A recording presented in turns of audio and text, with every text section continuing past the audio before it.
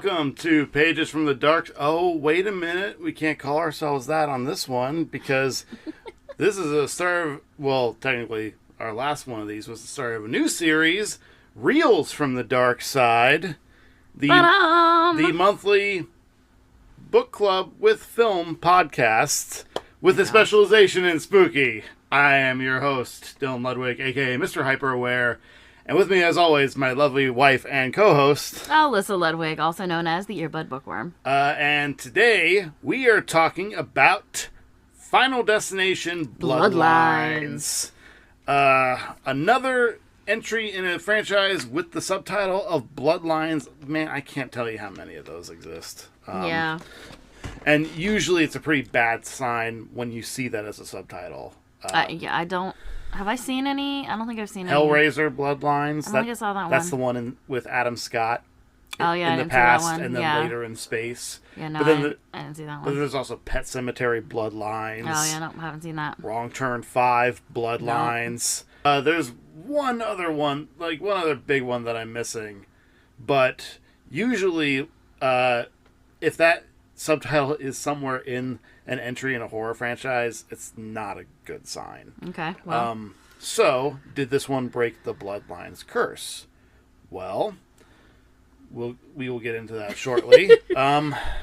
What's your history with Final Destination? So I saw the first movie, I think the first time was when during my first marriage, when Aaron and I lived in an apartment for a little bit, and my younger sibling was over, and I think we all watched the first one. We might have watched both of them, and we got them from Blockbuster.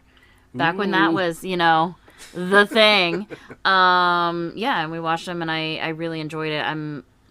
I love that kind of movie. Like, I don't know, like the just random things happening kind of thing, and then, and now somebody died. I don't know, I find that it's a fun time for me. Well, obviously not in real life, but just for a movie, it's fun time. It's essentially a slasher movie with no slasher. The slasher is Rube Goldberg machines. Rube Goldberg. He came back from the dead and is causing all of this now. Right. The series initially was pitched to be an episode of The X-Files. Yes. From the screenwriter Jeffrey Reddick, who is like one of the co-creators of the series. And then I think maybe it was Chris Carter who came to him, and the showrunner for X-Files at the time. Right. Was just like, yo, man, you gotta turn that into a film, dog. Right. I mean, I can see why it was pitched as an episode of the X-Files. I could see that being like a Monster of the Week type episode. Yeah, and I remember the first movie came out. This was coming off of the wave of the 90s teen, like, slick slasher movies that Scream influenced. The I Know What You Did Last Summer's Urban Legend, Valentine, which... Anyway. Stay on track. But my first exposure was that my mother was a manager at a movie theater, and she had brought home the promotional T-shirts that had all the skulls on them, that had the tagline on them, "I'll see you soon," which Tony Todd utters in the very first movie. Right. I had no idea what they were about, except for my mom told me, these people survive a plane crash or whatever, and then the Grim Reaper comes and takes them out, which I imagine was like an actual, like, fucking Grim Reaper. Right, like an actual personification, like, with the hooded robe and the scythe and everything, yeah. But I had no idea that it was, in fact, more just a series of events that would happen that would lead to somebody's death and make it look like it was some freak accident. Right. I fell in love with the series pretty early on from that, because... unlike a slasher movie, which is kind of like, I love slasher movies, but they're very, what you see is what you get. Mm-hmm. These have an opportunity to get very creative. Oh, yeah. And have these sequences where you're just kind of sitting there going, all right, so how's this going to pay off? Right. Like, you're just kind of like on the edge of your seat with that. Trying to figure it out. And some are very successful at that. I think 2 and 5 are probably my favorites of the series. Others are not. You can skip 4. I mean, it's one of those where I'm not upset that I watched it. It's not like... 4 hurts my soul. I'm sorry. It's not, like Death Note, which I fully regret watching. Always comes back around to Death Note. It does. Which in turn that movie is kind of a Final Destination ripoff. Kind of, yeah. The way that movie functions. Yeah, in a way. But yeah, so like I don't regret watching 4, but it's definitely, it doesn't fit with the rest of the series, I feel like. Yeah. So, going into Bloodlines, there has been oh god, when did 5 come out? I think that was like 2011 or 2012. Yeah, I was going to say, like it's that. not It recent. was 2011, yeah, I remember. When did the first one come out? First one was 2000.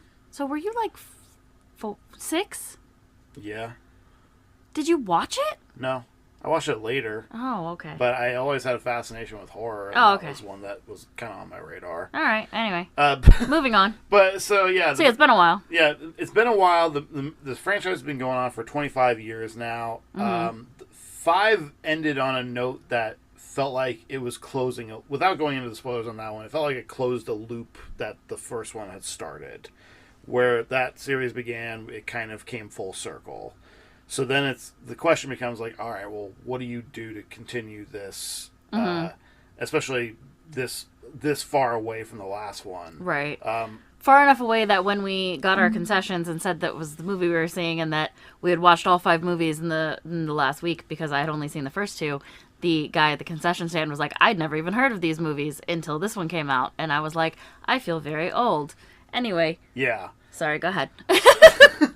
So, coming into this new one, I had a lot of kind of reservations about it because we had been absent from the franchise for so long. That had the Bloodlines subtitle. Right. And this was originally meant to get a HBO Max streaming release. But I will get into why I'm happy that it wasn't. The basic idea of this one is that unlike all of the other ones in which you have a primary character who has a premonition of something that is about to happen to them and then they avoid that, this one is a premonition that happens in the beginning, but then it turns out to actually be going down a family line to a direct descendant of that person. Right. She is having dreams of this thwarted catastrophe that had happened to her grandmother, and it turns out that the reason that things start to happen in her life and start to happen to her family is that death is basically saying, hey, none of you guys are supposed to be here. Right. None of you were meant to be born, so you're all on my list. Yes. And that is essentially the basic setup of the movie. Right. Which I think is a really interesting kind of twist on the formula. Yeah, no, I definitely, I agree. And yeah. No, it's different. It's different. And I liked that. Yeah. Like, it intrigued me, because I also was a little nervous, with the... What am I trying to think of here? Like, just with coming back to a series after so long, and when I first saw previews for this, I had only seen the first 2 movies up until last week.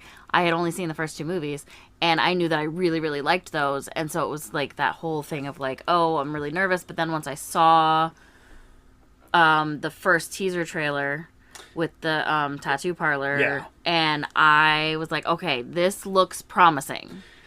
And then finding out what the actual plot line was, I was like, okay, this sounds like a promising movie. Yeah. I hope that it goes well. Yeah, and honestly, like, that teaser, I wish that was the only thing that they had released for the movie. I know, me too. Because the actual trailer for the movie took a lot of surprise out of the film for me. Yes. That being said, goddamn, this movie was a fucking blast. It was fun.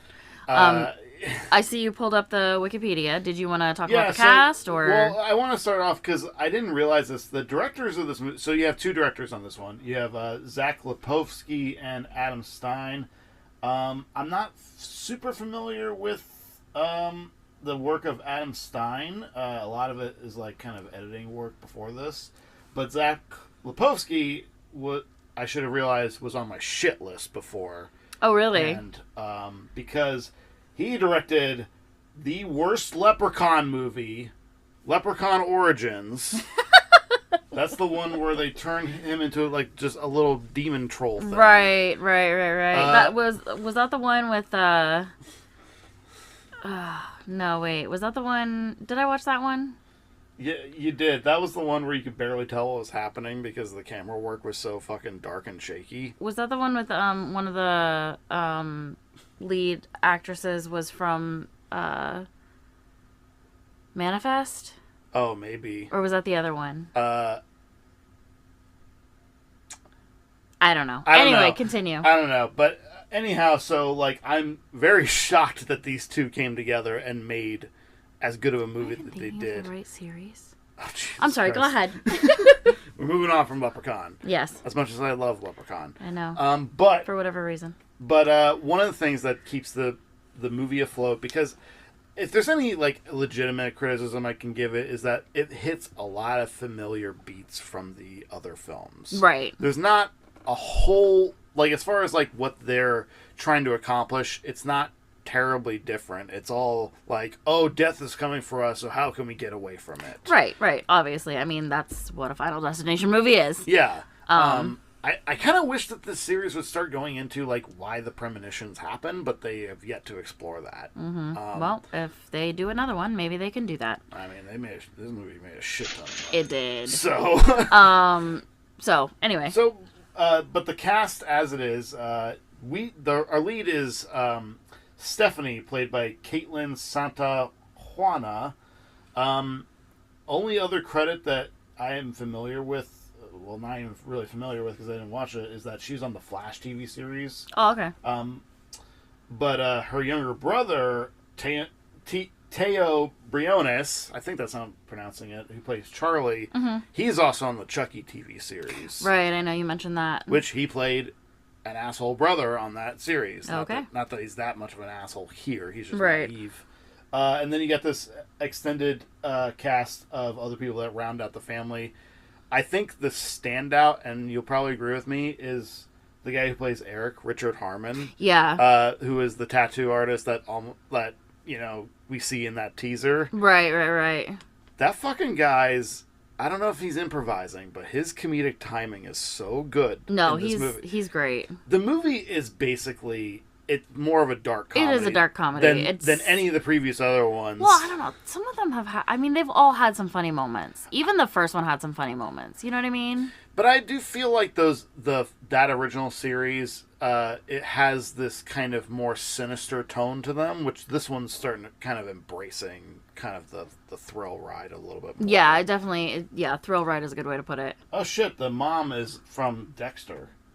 Oh, okay. I didn't realize that. And Home Alone 3, apparently.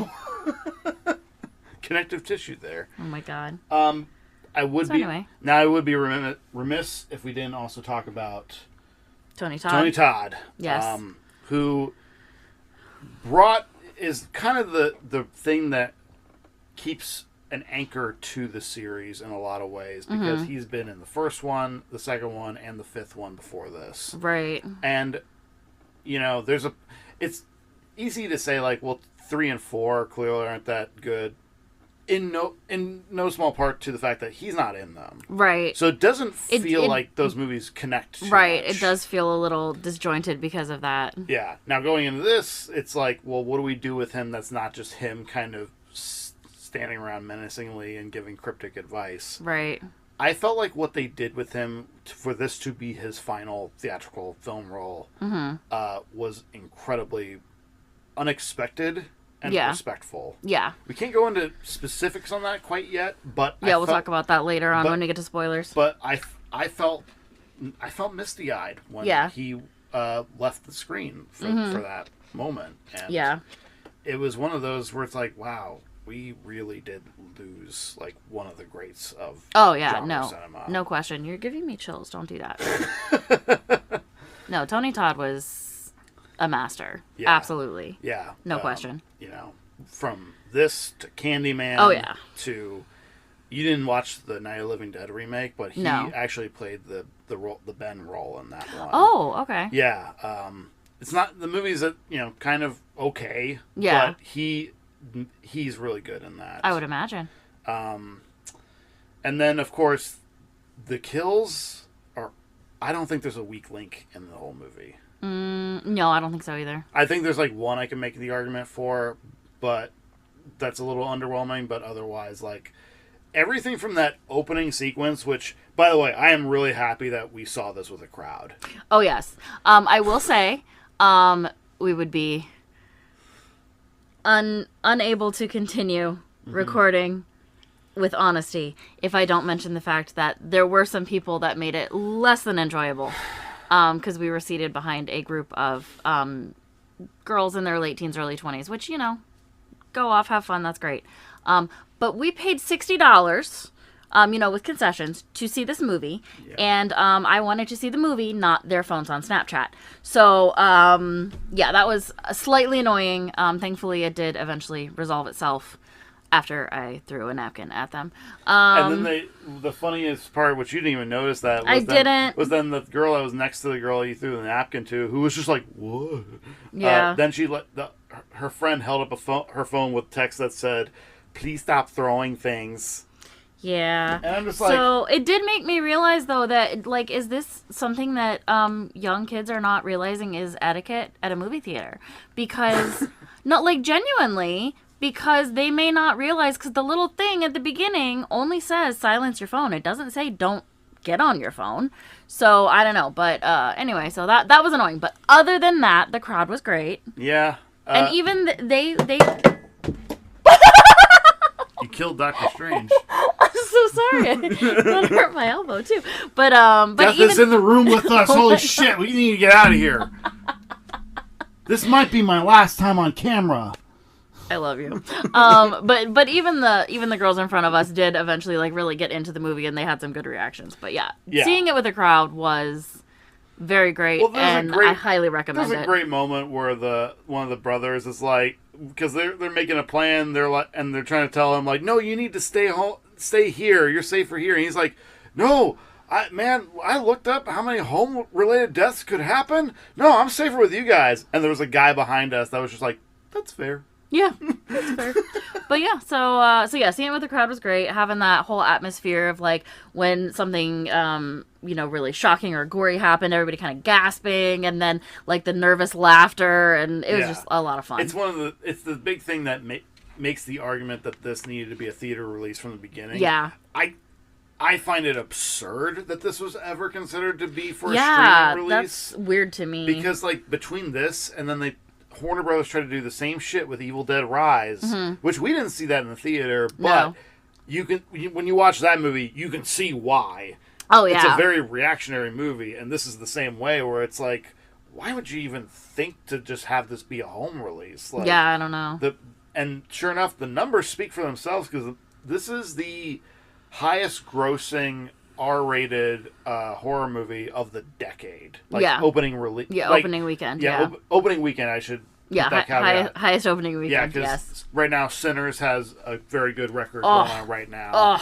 Go see Sinners also. Anyway. But yeah, like between Sinners and this, horror is having a big boom right now. Oh, yeah. And I am here for it. I feel so fucking validated. But yeah, so before we go into the spoiler territory, I'm just going to say this is definitely fighting to be my favorite of the franchise. Yeah. I think that... It is a lot of fun. The kills are inventive. They make good use of Tony Todd's last time that we're ever going to see him. And the mystery, like not a mystery necessarily, but just the circumstances that it sets up are unique enough from the rest of the franchise that make it worth watching, because it is a difference to the formula. It is. Yet somehow sticks with it. You know what I mean? It's familiar but distinct. Yes. So yes, I would agree. This is definitely one, if you're able to catch it in the movie theater, go do that. Yeah. Highly recommend it. Yeah. Heading into spoilers? Yep. So 3, 2, 1. All right. Fuck that kid. I'm sorry. Yeah. We were all in collective agreement, because the opening disaster is kickstarted by some asshole kid who couldn't be older than, I think, 12 or something like that. Oh, yeah. He was probably like... throwing pennies off of this skyscraper restaurant. After he sold them out of the fountain. And after a guy's told him, like, hey, you gotta stop throwing pennies. You're gonna kill somebody. And the kid just kept fucking doing it, which, by the way, throwing coins off a building can actually kill somebody. Yeah, like, genuinely. Like, but also, like, as that restaurant started to collapse and that kid kept getting away, we were just getting infuriated until it got to the literal acme moment of the piano dropping falling on him. And we're just like, oh, thank God. The entire crowd erupted in cheers. Yeah. It was amazing. That came right after one of my favorite deaths in the movie, which is the guy that gets caught in between the elevator doors. Oh my God. And then the elevator drops and it just bisects him down the middle. Literally, they're like, oh, you thought you were scared of elevators from 2? No, we're going to give you a whole different elevator fear. Yeah. Oh my God. Now, one could make the argument, though, that, like, the deaths have a lot of CG to them. Mm-hmm. At this point, I don't know that you can work without it in this series too much. Yeah, I feel like it'd be difficult. Even the first movie had a lot of effects work to it that's mostly subtle. But like the log sequence in 2, that's mostly a digital sequence. Yeah. But it looks really fucking good. Right, like, and I would say in this one it looks really good too. Like, excuse me. I love the bait and switch with Eric. Oh my God. I'm sorry, I did not see that coming. Where okay, so if you've seen the teaser with him in the tattoo shop, he survives that because he was wearing a leather jacket that protected him from getting burned alive. Which, all right, lucky for him. But then my assumption was, okay, well, death fucked up there. They're going to move on to the next one. And then they have the reveal of, oh, he's not biologically his father's son. Right, like, oh, and it was like, well, the order's wrong because he's not actually your dad. Yeah. That was hilarious. This is why you always wanted to play catch? Yes. So funny. I'm sorry. That was hilarious. What is your favorite death in the movie that's not the opening? Okay, not the opening. Yeah, because, like, that's a premonition deaths are different than, like, right. The actual deaths in the movie. So, oh my gosh. There's a lot to choose from. There's a lot. I don't know, though, because I think that the death right after, like, the thing that makes them realize, oh, this is actually happening, and he's not biologically related, with the cousin getting knocked into the trash can and then put in the garbage truck. Compactor. Yeah, that to me, that was great, especially with like the garbage truck driver totally not even paying attention because he's swiping on Tinder or whatever while he's driving his garbage truck. And then they have that awesome practical effect of the head just popping as the thing closes in on it. No, that one was great. I don't know if that's my favorite, but that's the one that popped into my head. What about you? I love the MRI death. That's because amazing. There's a twofer to that one. Well, yeah. Because you would think, because they do a lot of really cool, funny build up to, like, because Tony Todd, by the way, Bloodworth is his character's name. Yes. He gives him this idea of, well, if you die and then come back to life, you can thwart it. Right, because like in 2. In 2, that actually happened. Mm-hmm. So, one of the brothers, who has a peanut allergy, decides, all right, well, I guess I'll eat something with peanuts in it and go in. Well, I mean, to be fair, he gets talked into it. He gets very strongly talked into it. By his brother, who's not even blood related. And this was after they had the consideration of murdering babies. Yes. Because don't touch those babies. Don't touch those babies. Because also 5 set up the idea that if you kill somebody, you get the time that they had left. Right. But yeah, he gets talked into eating a Reese's cup, which, by the way, Reese's would not sponsor this movie. I thought was really funny. It was some off-brand peanut butter cup. Yep. And they're like, we don't want to be associated with that. But then, yeah, where he's like, I'll eat this, I'll go into anaphylactic shock, and you'll bring me back, which... not really a very well thought through plan. No, especially because I don't know, the whole idea just didn't make sense to me, but they're... Because the EpiPen doesn't bring you back to life. Well, he wasn't talking about doing the EpiPen. He was going to take him to the emergency room. Oh, right. That's why he had him in a wheelchair. But it's like, but yeah. Anyway, but through a series of events, they accidentally turn on an MRI machine, which, as for anybody who knows MRI, those are highly magnetic. Right. Well, that's what the M stands for, magnetic. Yeah. And they accidentally, again, because death is there, turn on research mode, which turns it even higher than it's supposed to go. Yeah. And so the brother, who is not biologically the brother... Well, he's a half-brother. He's a half-brother. He's not biologically related to the grandma. Yeah. But as the thing gets up to the higher volumes with the piercings in his body, just zipping out of him. Popping out. I was waiting for his junk to rise. Because and it's this cascading, first is his nose piercing, then his ears, and then his nipples coming through his shirt. And then, yes, he has a dick piercing that you see. But you never see that. They are tasteful enough to go without that. But then there's the wheelchair that comes up behind him. And yeah, because he had just gone to get a wheelchair to wheel his brother. I just had a really strong visceral reaction to getting crushed to death. Like getting folded slowly. Folded backwards. Into a pretzel like that. Oh my gosh. And then the twofer of the brother who is able to get the EpiPen in him and save his life. But because of the mishap with the vending machine earlier, the spring comes out of that and impales him in the head. I thought that was so fucking cool and creative and gnarly. Yeah. And that was one of those where the girls in front of us actually had a good reaction because one of them was like, why didn't you just turn off the machine? I know. Because the nurse comes in, she's like, are you okay? But she doesn't turn off the MRI. Yeah. And you're just like, do I fucking look okay?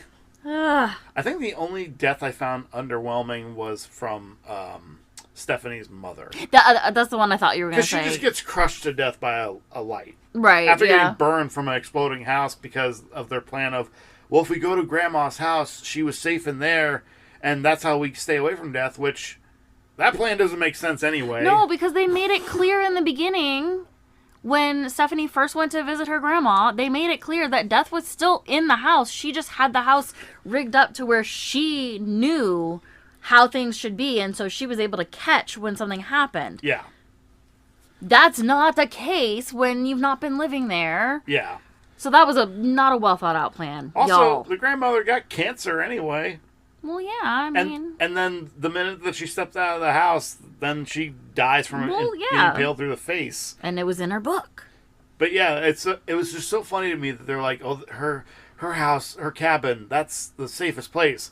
The fucking place has a death trap fortress surrounding the entire thing. Oh, yeah. And it's like, you can feel the tetanus when you look at it. Right. I don't understand how this is a walking death trap here. Exactly. Why would you ever consider this? Yeah, no, I don't.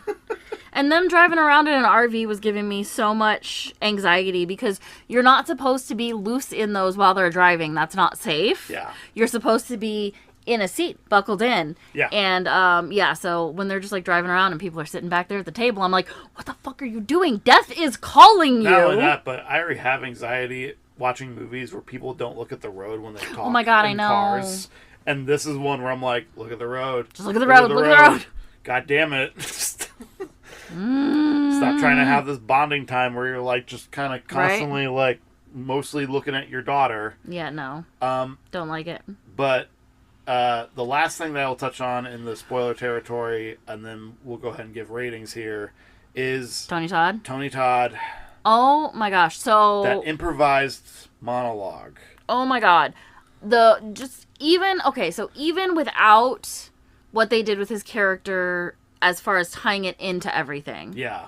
Even without that, just his presence was amazing.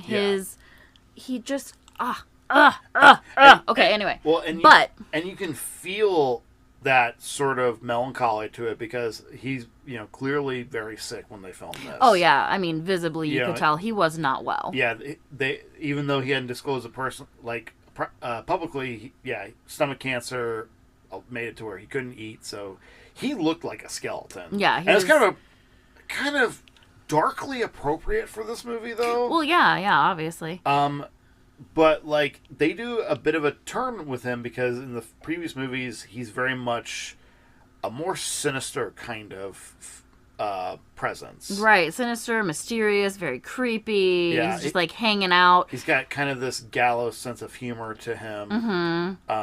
But here it's almost seems threatening, Yeah. but really he's just like warning them like this shit could happen. And I know there's some people that were disappointed with this movie giving the explanation for his background because they wanted it to be a little bit more of a mystique and make it to where maybe he was an ambassador of death himself. But I was happy with what they ended up doing. No, because it's like if they knew that this was going to be the end of it for Tony Todd, right? You may as well give an explanation for who this guy is. Yeah, no, I appreciate that they did that. Like, I get wanting it to be mysterious. I love mystery. I love having, like, ooh, I don't like at the end of the birds. It's like you don't know what happens. Yeah. Like I like mystery sometimes, but I really appreciated. Especially knowing, that he did have health problems and he was, on his way out. I appreciated them doing that for him and giving him such an important piece of the story. Yeah. He's one of those actors I'm very sad I never got to meet in real life. Yeah, no. I get that. Because I've been to quite a few festivals and met a couple of people that are in the genre circuit. He was not one that I got to meet. I kept missing out on that. Yeah. And I even had him in mind for casting on some projects that I was working on. So there's sadness to that as well, but also just that's a light in the genre that went out. Even though he was 65 or something like that, yeah, it was still felt too soon. But yeah, I mean he wasn't young, but he wasn't old either. You know what I mean? Yeah, but that monologue that he has where he tells him, "I plan to live my life to its fullest." And I'm gonna enjoy the time I have left. I suggest you do the same. Yeah. Good luck. No, that was, oh my gosh, but goosebumps. But seriously, can I just say, even with how much they focused on the little kid in the little beginning, and with how much time had passed, it never occurred to me. I had a suspicion, but see, yeah. it didn't, and I'm usually the one that figures out shit like that. That's the kind of my brain does that.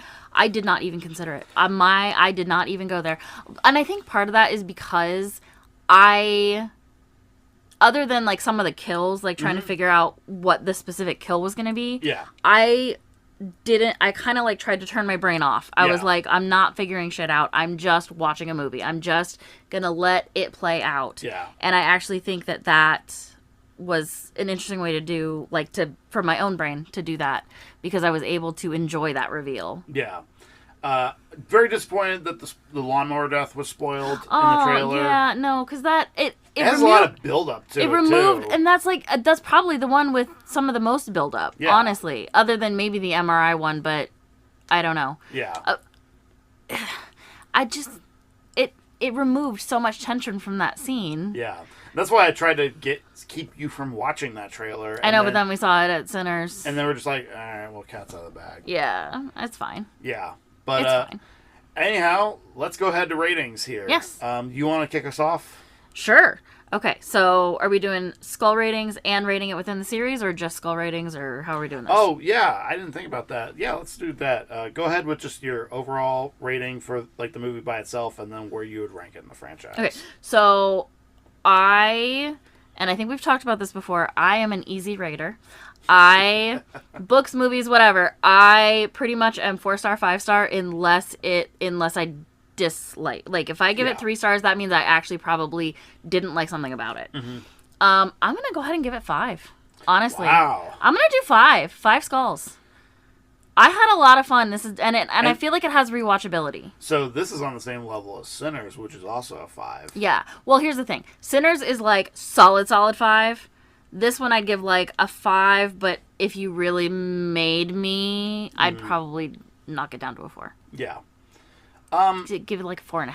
Yeah. And they're two very different movies as well. They're not really comparable. They're no less worthy of a theatrical cinematic experience. Oh, yeah, absolutely. But Sinners is it kind of transcends the sum of its parts and becomes something that is very...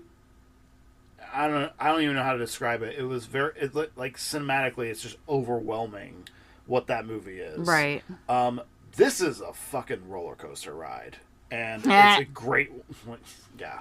And it is a excellent one. Yes. That is absolutely... completely non-pretentious fun. So how many skulls are you giving it? Man, if we did half skulls, I would do a 4.5 out of 5. Well, then round up to 5. So I'll probably round it up to 5. This is definitely going to be in my top 10 of favorite horror this year. Yeah. I thought it was a really, really fun time. It was so fun. As far as where I'd rank it in the series, so I remember back when I did my ranking on the blog, which was years ago at this point. Right, because you don't do rankings on there anymore. No. Part of me wants to go back to it, but I've kind of run out of stuff for now. So at the bottom is definitely number 4. Yes. Then I would go... That's where I agree. Yeah. Then I go 3. Yes. 1, I like 1 a lot. But okay, this is where we start to differ. But go ahead.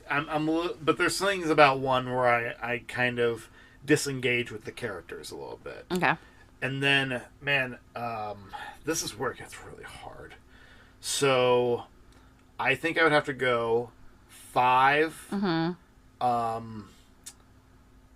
And then it's really fighting with like Bloodlines and 2 are fighting for the top spot. Okay. Pick 1. I think I have to split the difference and put Bloodlines at the top because of the Tony Todd send off. That's valid. Yeah. So for me, my bottom is 4, then 3, much like you. But then that's where we differ because after that I go 2, 5, 1, and then Bloodlines at the top. So we've got the same top one and the same bottom 2, but our middle 3 there are a little bit different. Yeah. So definitely favorite of the series. Yeah. Even at 5. So yeah, can we agree on that? Yeah, I can't wait to buy this and watch it again. Yeah. No, that's what I'm saying. It definitely has rewatchability. Yeah. Man, this is a great fucking year for horror so far. Yeah, I know. I know. There's not been a lot of misses. So at this point. Yeah. But that's a review for Final Destination Bloodlines. Thank you for watching. We will be back to our regularly scheduled nonsense here shortly. Yep. I'm having a lot of fun doing these movie reviews, so we do have some more in the future that we hope to do. Yes, and we might actually talk about some older stuff too, not just new stuff. Yeah. So, and if we end up having enough material, we might actually make a separate channel just to keep the 2 separate. I don't know. We'll talk. If you have some thoughts on that, feel free to leave them in the comment box. And if you like our bullshit and nonsense, go ahead and subscribe. This is not something that we usually say, but I'm going to start saying it because I'm excited for us, and I think we're having a lot of fun. Yeah, if you like the show, and I mean you really like the show, hit the like and subscribe, and we're going to keep this up as much as we can. Yeah, absolutely. I'm having a blast. Me too. All right. So thank you all for watching, and oh God, what's the equivalent of see you in the next chapter? That's a good question. See you in the next See you. installment? I don't know. What do you say? See you after the real change. Now I just have that bit from Fight Club where he has the penis spliced into a Yes, frame I know. film. Oh my God. Well, see you in the sequel. There you go. There we go. All right. On Reels from the Dark Side. This has been a production of Pages from the Dark Side. Sound and video production by Alyssa and Dylan Ludwig. Music and artwork by Aaron Shively.